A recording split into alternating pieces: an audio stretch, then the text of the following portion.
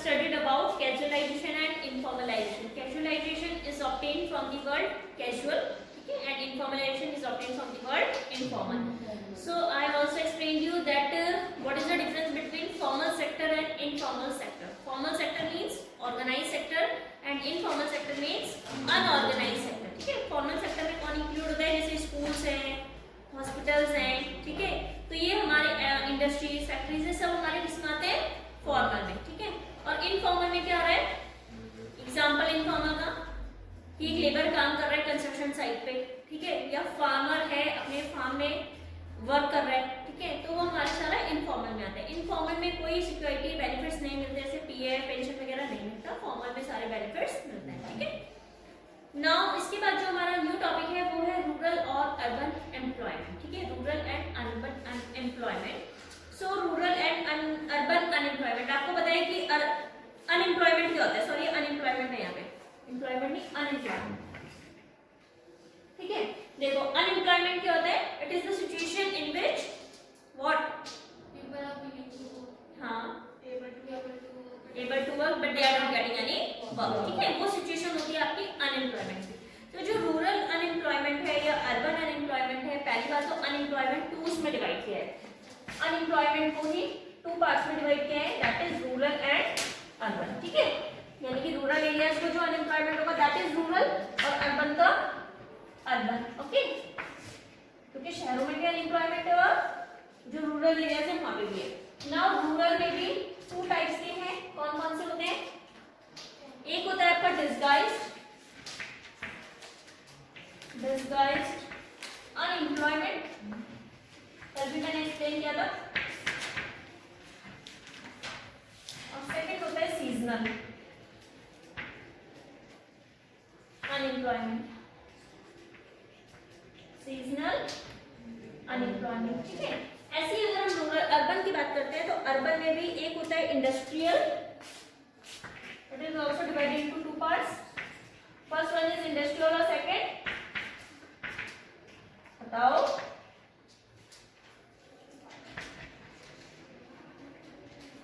Industrial unemployment, और second कौन सा है, बुक है ना सबके पास, बताओ मुझे, एक इंडस्ट्रियल है और दूसरा कौन सा है, educated unemployment, educated unemployment, okay. So this is the classification of unemployment, that is unemployment is of two types, rural and urban. Rural is also categorized as two categories, कौन कौन सी है, disguised, second one is seasonal, ठीक है, और urban में कौन सा है, इंडस्ट्रियल और एजुकेटेड। तो फर्स्ट जो हम कर रहे हैं वो कर रहे हैं हम डिस्गाइज्ड अनएम्प्लॉयमेंट के बारे में। देखो डिस्गाइज्ड अनएम्प्लॉयमेंट का कल एक मैंने एग्जांपल तुम्हें दिया था कि एक फार्म में 5 लोग काम कर रहे हैं, लेकिन अगर हम उसमें से 2 लोगों को हटा देते हैं तो हमें आउटपुट वही मिलेगा जो हमें 3 लोगों का मिल रहा था, ठीक है, मतलब 5 लोग तो नहीं आउटपुट दे रहे जितने हमें 3 लोग मिलकर एक आउटपुट दे रहे थे, ठीक है, तो यानी कि दो एक्स्ट्रा उसमें काम कर रहे थे, जो तो सिर्फ कितने की थी, 3 की, लेकिन 2 बैठे हैं खाली, उन्होंने सोचा हम भी वही कर लेते, अरे फील्ड में जितना प्रोडक्शन होगा उतना ही तो आएगा या कुछ एक्स्ट्रा कर देंगे वो, ठीक है, तो आउटपुट हमें सेम मिलता है, तो वो हमारा डिस्गाइज अनएम्प्लॉयमेंट होता है, यानी कि disguise unemployment occurs when the number of workers engaged in a job is much more than actually required, मतलब जो एक्चुअली रिक्वायर्ड है उससे ज्यादा लोग वहां पे काम कर रहे होते हैं, उसको डिस्गाइज्ड बोलते हैं, ठीक है। If some of them are withdrawn from that total production will not fall, अगर हम उसमें से कुछ लोगों को हटा देते हैं तो हमारा प्रोडक्शन में कोई फॉल नहीं आएगा, ठीक है। जैसे कि एक एग्जांपल देखो, if just 2 persons are required to cultivate a farm, मैंने बोला एक 1 हेक्टेयर लैंड है, वहां पे जो है मुझे सिर्फ 2 लोगों की जरूरत है काम करने के लिए, ठीक है, लेकिन वहां पे एक्चुअल में कितने लोग काम कर रहे हैं, 5, ठीक है, तो डिस्गाइज जो उसमें 3 पर्सन्स हैं उनको क्या बोलोगे भाई, ये डिस्गाइजली अनएम्प्लॉयड है, क्योंकि लोगों की जरूरत कितने थी, सिर्फ 2 लोगों की, 3 लोग एक्स्ट्रा काम कर रहे हैं, ठीक है, तो वो जो 3 लोग होंगे वो क्या होंगे, डिस्गाइजली अनएम्प्लॉयड है, ठीक है। So disguised unemployment is rampant in Indian agriculture, ज्यादातर ये डिस्गाइज्ड अनएम्प्लॉयमेंट कहाँ पे देखा जाता है आपका, इंडियन एग्रीकल्चर में, ठीक है ना, फार्मिंग वगैरह में होता है ज्यादा। इसके प्रिंसिपल कॉजेस क्या होते हैं, देखो क्यों होता होगा ऐसा, कि हम कह रहे हैं डिस्गाइज्ड अनएम्प्लॉयमेंट हो रहा है, तो क्यों है, क्यों लोग फालतू में काम कर रहे हैं जब उनकी जरूरत नहीं है, तो इसका कारण क्या हो सकता है, on account of joint family system farming family continues to work on family land. No matter the actual number of workers as far, मतलब लोगों को लगता है अगर जॉइंट फैमिली सिस्टम है तो वहाँ पे लोग सोचते हैं कि हमारा तो गुजारा ही जमीन से चल रहा है, फार्मिंग से ही चल रहा है, तो सब लोग उसी में ही लगे रहते हैं, ठीक है। दूसरा, per person holding size continues to shrink with the expansion of the family size, मतलब अगर जैसे आपको पता होगा लैंड है, जॉइंट फैमिली सिस्टम है, तो वहाँ पे क्या होता है, सबका हिस्सा होता है जमीन पे, है ना। अगर एक लगा रहेगा वहाँ पे, एक फैमिली लग कर रही होगी, तो दूसरे को लगता है कि हमारा हिस्सा ना छिन जाए, तो वो भी लगे रहेंगे उसी फील्ड में, ठीक है। दूसरा है lack of job opportunities outside agriculture compels the people to work on family farm, जो एक तो कमी है वहाँ पे जॉब्स की, मैंने आपको पहले ही बताया था कि रूरल एरियाज में जॉब की बहुत कमी है, ठीक है, अपॉर्चुनिटी बहुत वहाँ पे कम है। अगर वहाँ पे अपॉर्चुनिटी है भी तो वहाँ पे क्या चाहिए होता है, एजुकेशन, और एजुकेशन वहाँ पे लोगों के पास है नहीं, ज्यादा लोगों के पास, ठीक है ना। तो इसलिए जो है डिस्गाइज अनएम्प्लॉयमेंट की प्रॉब्लम क्रिएट होती है, ठीक है। सेकेंड आता है सीजनल। सीजनल से नाम ही तुम्हें समझ आ रहा होगा सीजनल अनएम्प्लॉयमेंट क्या होता है। सीजनल मतलब अनदर काइंड होता है ये रूरल अनएम्प्लॉयमेंट का, ये तब होता है when agriculture is a seasonal occupation. आपको पता है कि जो हमारा एग्रीकल्चर है वो एक सीजनल ऑक्यूपेशन है। देखो during off season often the farm workers are out of job, they have no work to do. अब क्या है, कई बार ऐसा होता है कि जैसे सपोज गन्ने की जो फसल होती है, लगाया साल भर में कटनी है, तो साल भर तक क्या करेंगे वो, कुछ नहीं, उनके पास कोई काम ही नहीं करने के लिए, ओके, तो डिपेंड ही अपने लैंड पे होते हैं, फार्मिंग पे होते हैं, तो उनके पास कोई काम ही नहीं है, ठीक है। So the value of seasonal unemployment depends upon the conditions and methods of cultivation and differences. हर अलग, मतलब ऐसा नहीं है कि सिर्फ हमारा उत्तराखंड, हर स्टेट में अलग अलग होता है, कहीं पे किसी चीज में होता है, किसी चीज में, ठीक है ना। तो it is estimated that a farmer who grows one crop in a year usually remains unemployed. अगर एक फार्मर है और वो वन क्रॉप को क्या कर रहा है, ग्रो कर रहा है साल में, तो उसको ये माना जाता है कि वो 5 से 7 महीने तक वो अनएम्प्लॉयड रहेगा। भाई 3-4 महीने उसका काम होगा कि उसने क्या क्या करना होता है, ठीक है ना, वो सारा उसका होता है 2-3 महीने में हो जाए, लेकिन बाकी के महीने में क्या करेगा वो पूरे साल, जॉब ही नहीं उसके पास, कोई काम ही नहीं है, ठीक है ना। So in rural area besides agriculture there are many other seasonal activity, जैसे शुगर केन क्रशिंग होता है, ब्रिक किल्स होता है, तो workers engage in this activity remain occupied for a few months in a year. Rest of the year वो क्या करते हैं, अनएम्प्लॉयड। जैसे मैंने आपको गन्ने का बताया है ना, गन्ने का जो होता है शुगर केन का, तो उसमें भी यही सिस्टम होता है कि एक साल के बाद जब ऐसा होता है कि उनकी पर्ची वगैरह आती है, स्लिप आती है, तब उनको गन्ना मिल पे भेजना होता है, तो उस टाइम तक उसके बीच में क्या रहते हैं, अनएम्प्लॉयड रहते हैं। इसीलिए मैंने आपको ये बताया था कि इस चीज से बचने के लिए सिंगल क्रॉपिंग को छोड़ के क्या करना चाहिए, मल्टीपल क्रॉपिंग। समझ में आया, मल्टीपल क्रॉपिंग कैसे, मतलब जब एक फार्मर बहुत तरह की क्या लगाएगा, क्रॉप्स लगाएगा, तो उसके पास ऑप्शन रहेगा ना कि भाई एक का भी टाइम है तो दूसरे में लगा रहेगा, ठीक है ना। इसलिए वो बताया था कि सिंगल क्रॉपिंग को छोड़ के हमें मल्टीपल क्रॉपिंग यूज करना चाहिए, ठीक है। नेक्स्ट आता है तो सीजनल और डिस्गाइज, क्लियर है सबको, लक्ष्मी इज इट क्लियर, ठीक है। नेक्स्ट आता है हमारा अर्बन। अब आ जाओ अर्बन। अर्बन मीन्स सिटी, उसमें भी अनएम्प्लॉयमेंट ऐसा तो नहीं है कि वहाँ पे सारे लोग एम्प्लॉयड है, ठीक है ना, वहाँ पे भी अनएम्प्लॉयड है। तो in urban areas unemployed people are often registered with employment exchange. आपको पता होगा कि जो अनएम्प्लॉयड पर्सन होते हैं, एम्प्लॉयमेंट एक्सचेंज में नाम लिखाना पड़ता है, वो किस लिए लिखाना पड़ता है, क्या बेनिफिट होता है उसका, देखो उसका वो इसलिए होता है कि अगर जो अनएम्प्लॉयड पर्सन है उनको वहाँ पे रजिस्ट्रेशन कराना पड़ता है, वो इसलिए कि अगर कभी जॉब, ऐसे तो होता नहीं है कि वो लोग कौन कॉल करेंगे तुम्हें कि यहाँ पे जॉब है, आप अप्लाई कर लो, इतनी फुर्सत किसके पास है, कोई नहीं करता है किसी को। लेकिन अगर हम कोई फॉर्म भरते हैं गवर्नमेंट से रिलेटेड, उत्तराखंड से रिलेटेड कोई फॉर्म भरते हैं गवर्नमेंट जॉब का, तो वहाँ पे मांगते हैं एम्प्लॉयमेंट एक्सचेंज नंबर, कि तुमने वहाँ पे रजिस्टर करा रखा है, नहीं करा रखा है, कि तुम बेरोजगार हो या नहीं हो, ठीक है। तो इसलिए वहाँ पे जो एक्सचेंज नंबर होते हैं वो ज्यादा नेसेसरी होते हैं, इसलिए लोग एम्प्लॉयमेंट एक्सचेंज में नाम लिखाते हैं, ठीक है। वो तुम्हारा हो जाएगा जब तुम लोग पास आउट हो जाओगे, ठीक है ना। Therefore, urban unemployment is more like open unemployment, unlike disguised unemployment in rural areas. मतलब ये open unemployment की तरह ही होता है, उससे ज्यादा होता है कि open unemployment क्या है, ठीक है ना। तो इसमें जो है हमारा नेक्स्ट आता है, देखो इसके 2 टाइप्स मैंने आपको बताया, एक है इंडस्ट्रियल और सेकंड कौन सा है, एजुकेटेड, ठीक है। Industrial unemployment it include those illiterate persons who are willing to work in industries, mining, transport, trade and construction activities. ये उन लोग, उसका मतलब ये है कि इलिटरेट पर्सन जो काम करना चाहते हैं कहाँ पे, इंडस्ट्रीज में, माइनिंग में, ट्रांसपोर्ट, ट्रेड और कंस्ट्रक्शन एक्टिविटीज में, लेकिन उनको तभी भी एम्प्लॉयमेंट नहीं मिल रही, ठीक है ना। क्यों, क्योंकि वो क्या है, इलिटरेट, ठीक है। इसके कॉजेस क्या हो सकते हैं, इसकी इसके कारण क्या है, एक तो रैपिड राइज हो रहा है पॉपुलेशन में ओवर टाइम, मतलब पॉपुलेशन बढ़ती जा रही है, ठीक है, ग्रोथ हो रहा है। सेकंड है concentration of industry in the urban areas. Owing to the concentration of industry in the urban area, there is a growing tendency among rural people to migrate to urban people. आपको देखा होगा कि गांव के लोग भी शहरों में आके काम कर रहे हैं, जॉब कर रहे हैं, ठीक है। तो but the industrial expansion has not been so significant so to offer gainful employment to all the migrant. तो मतलब जो हमारा इंडस्ट्री, सब ऐसा तो नहीं है कि सबको जॉब मिल जाएगी इंडस्ट्रीज में, इट इज नॉट पॉसिबल, क्योंकि इतनी जॉब्स तो नहीं है कि जितने लोगों को जॉब चाहिए, ठीक है। तो एक ये कारण हो सकता है कि कुछ लोगों को क्या करना पड़ता है, अनएम्प्लॉयड भी रहना पड़ता है, ठीक है। सेकंड है industries in India are relying more on labour saving western technology. ज्यादातर लोग जो है मतलब इंडस्ट्रीज हैं वो टेक्नोलॉजी का यूज करते हैं इंस्टेड ऑफ लेबर, ठीक है ना।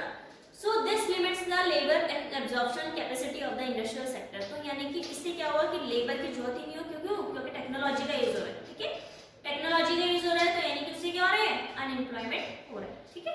अनएम्प्लॉयमेंट जो आपका इंडस्ट्रीज में है उसको क्या बोलते हैं, industrial unemployment. Is it clear? Now move to the next, that educated unemployment. देखो इन इंडिया द प्रॉब्लम जो है अनएम्प्लॉयमेंट की वो ज्यादातर पढ़े लिखे लोगों के साथ में, ठीक है, इज ऑलवेज क्वाइट वेल। देखो जो अनपढ़ होंगे, जो इलिटरेट लोग होंगे, उन लोगों को तो कोई भी जॉब मिल रहा है उसमें खुश है, लेकिन पढ़े लिखे होगा अगर तुम कहोगे कि भाई झाड़ू लगाने का काम करते, स्वीपर का काम करते, करेंगे वो नहीं करेंगे, ठीक है ना। So it is a problem spread across all parts of the country and poses a serious threat to social peace and harmony, ठीक है। प्रिंसिपल फैक्टर्स क्या है एजुकेटेड अनएम्प्लॉयमेंट की, एक तो एजुकेशनल इंस्टीट्यूशन का एक्सपेंशन हो रहा है, जैसे university, college, school, the number of educated person has substantially increase. हर जगह देखा होगा आपने स्कूल खुल गए, पहले बहुत कम होता था, अब यूनिवर्सिटी कॉलेज देखो तो घरों में भी लोगों ने स्कूल खोल दिए, घर बनाए उसी को स्कूल के उसमें चलाने लगे, ठीक है। तो जो नंबर है वो एक तो इंक्रीज होने लग गया है। Second, education system in India is not job oriented. अगर हम एजुकेशन सिस्टम की बात करते हैं तो जॉब ओरिएंटेड नहीं है, it is largely degree oriented. अब सिर्फ ये नहीं है कि आपको जॉब चाहिए, लोगों के दिमाग में ये है कि हमें डिग्री चाहिए, बस पास होना है, ठीक है।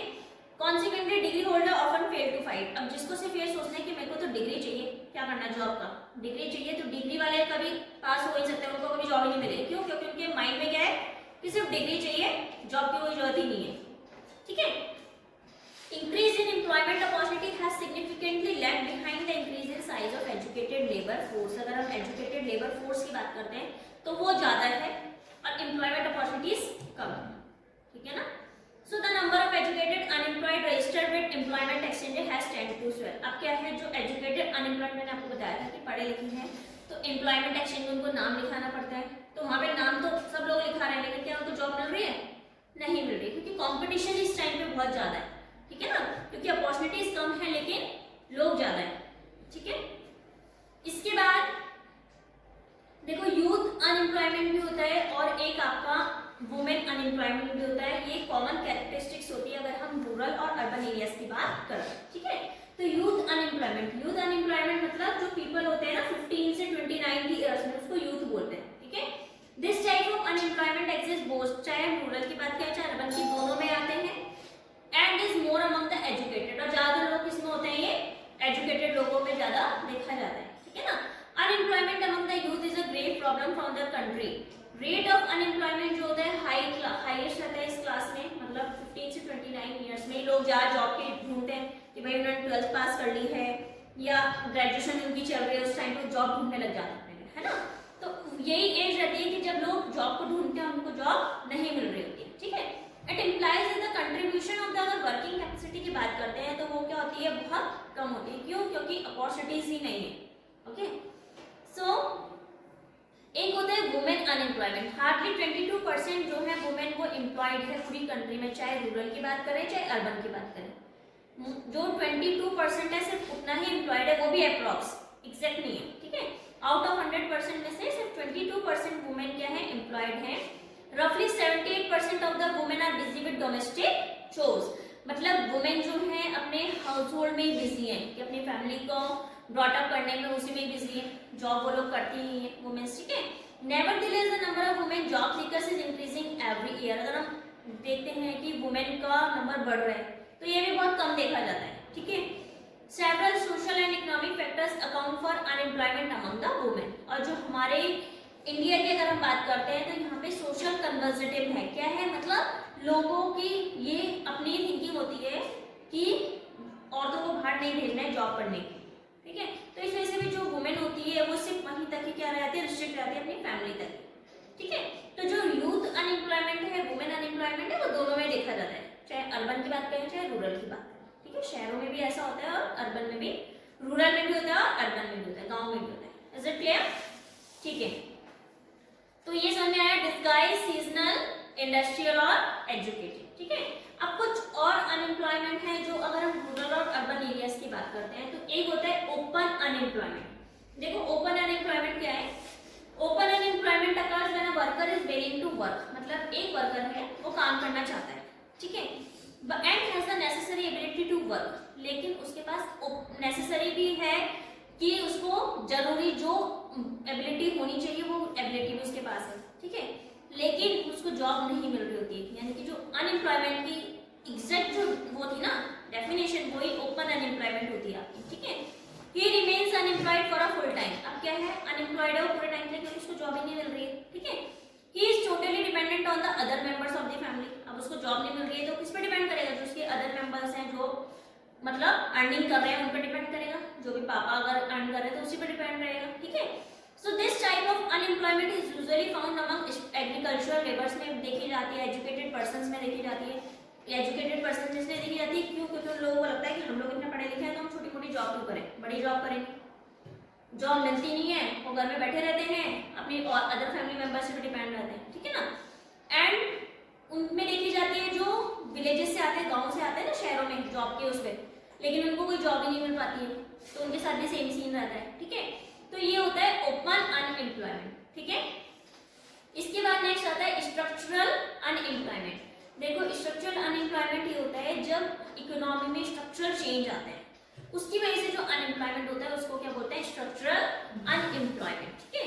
जो स्ट्रक्चरल अनएम्प्लॉयमेंट है ये 2 टाइप्स के होते हैं। एक होता है जो चेंजेस, अगर मैं बात करती हूँ स्ट्रक्चरल चेंजेस हो रहे हैं हमारी इकोनॉमी में, क्यों होते हैं? Are broadly of 2 types, changes in technology. एक तो क्या है?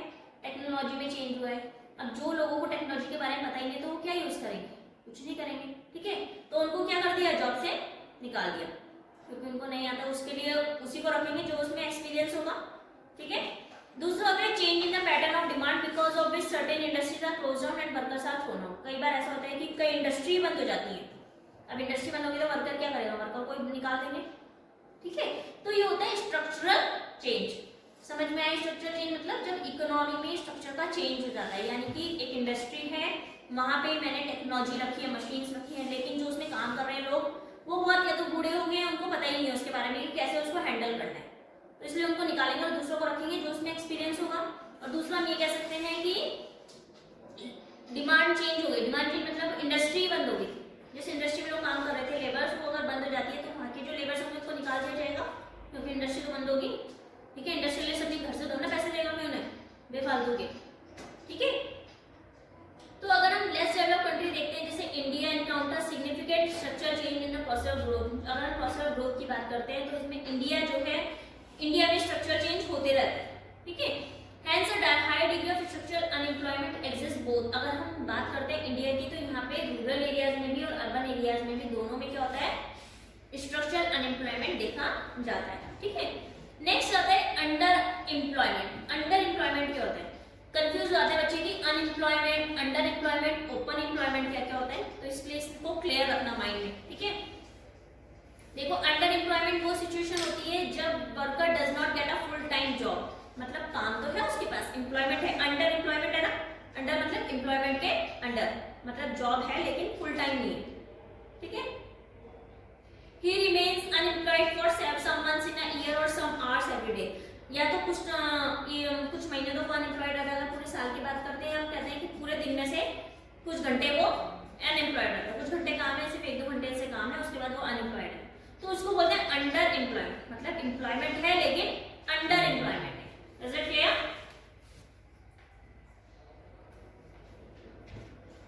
नेक्स्ट है इसमें हमारा, देखो according to national sample survey एक पर्सन को कैटेगराइज किया है एक्सट्रीमली अंडर एम्प्लॉयड में अगर वो ही works only up to 28 hours a week, एक हफ्ते में अगर सिर्फ वो 28 आवर्स तक काम कर रहा है तो उसको अंडर एम्प्लॉयड में एनकाउंटर किया है। But if a person works between 29 to 42 hours per week, he will place in the category of limited under employment। ठीक है, तो ये होता है हमारा अंडर एम्प्लॉयमेंट। इसके बाद जो अंडर एम्प्लॉयमेंट होता है, अंडर एम्प्लॉयमेंट के भी देखो 2 काइंड्स है। कौन कौन से हैं? यहाँ पे देखो ब्लैक बोर्ड पे।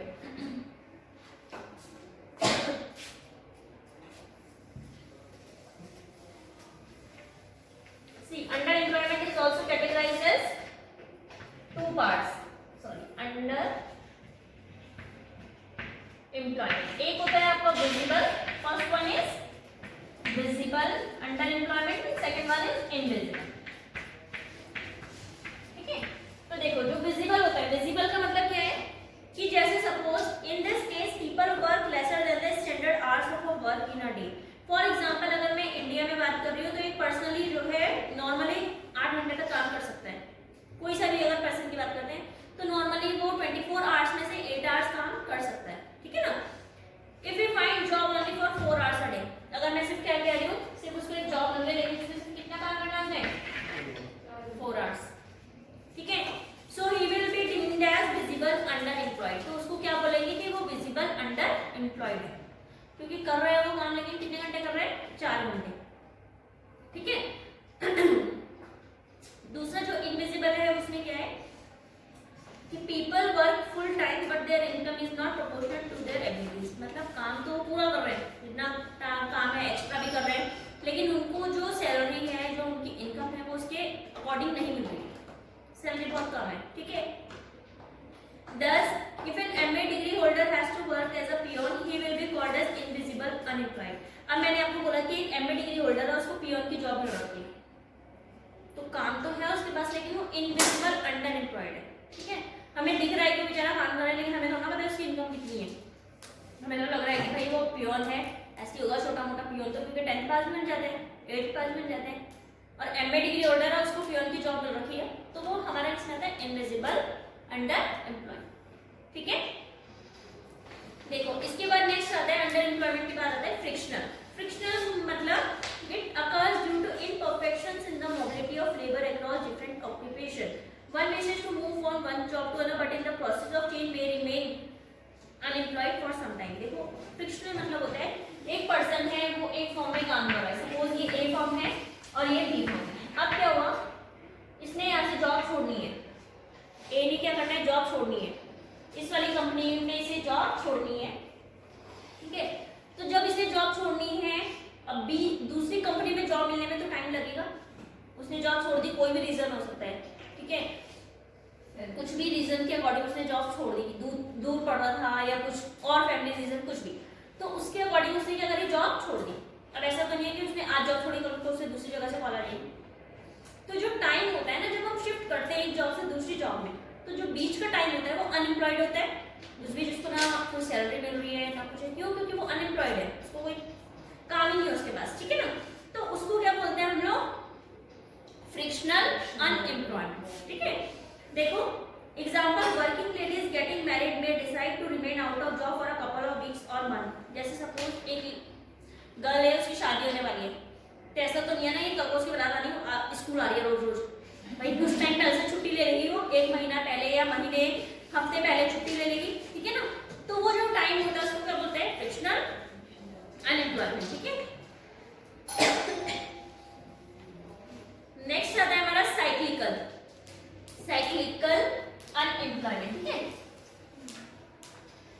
देखो नाम आपने सब सुने होंगे, ये पहले ये सब टॉपिक्स ऐसे हैं जो हम लोगों ने पहले भी पढ़े होते हैं। ठीक है, देखो साइक्लिकल अनएम्प्लॉयमेंट मतलब ओइंग टू साइक्लिकल फ्लक्चुएशंस जब होते हैं हमारी इकोनॉमी में। साइक्लिकल फ्लक्चुएशन मतलब phases of boom, recession, depression और रिकवरी। ठीक है, तो उसको क्या बोलते हैं हम लोग, साइक्लिकल। रिसेशन वो होता है जब क्या है, हमारी इकोनॉमी में लोन्स वगैरह इजीली अवेलेबल नहीं होते हैं। ठीक है, because of this there is a slow down in production and cut in employment opportunity. अब क्या है, लोग जो होते हैं रूरल एरियाज, मैंने आपको बोला था ज्यादातर किस पे डिपेंड करते हैं, क्रेडिट पे। अब क्रेडिट फैसिलिटी नहीं मिल रही लोगों को, तो क्या करेंगे, प्रोडक्शन डाउन। अब प्रोडक्शन डाउन हो गया तो क्या हुआ, लोग अनएम्प्लॉयड हो गए, ठीक है। तो उसी को क्या बोलते हैं, साइक्लिकल अनएम्प्लॉयमेंट, यानी कि जो साइक्लिकल फ्लक्चुएशंस के द्वारा जो अनएम्प्लॉयमेंट होता है उसको क्या बोलते हैं, साइक्लिकल अनएम्प्लॉयमेंट। समझ में आया। साइक्लिकल कौन सा होता है, जो साइक्लिकल फ्लक्चुएशन, जैसे कि क्रेडिट फैसिलिटीज नहीं है लोगों के पास तो प्रोडक्शन डाउन होगा, प्रोडक्शन डाउन होगा तो अनएम्प्लॉयमेंट बढ़ेगा, ठीक है। फ्रिक्शनल कौन सा बताया था मैंने, बीच का डिवाइड,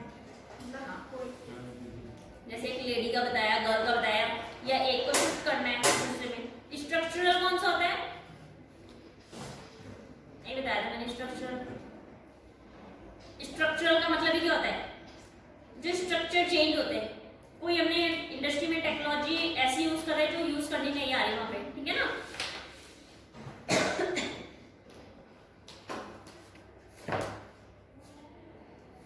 तो ये तो था हमारे टाइप्स ऑफ अनएम्प्लॉयमेंट। तो कौन कौन से अनएम्प्लॉयमेंट बताए मैंने आपको, फ्रिक्शनल, साइक्लिकल, स्ट्रक्चरल, ओपन और अंडर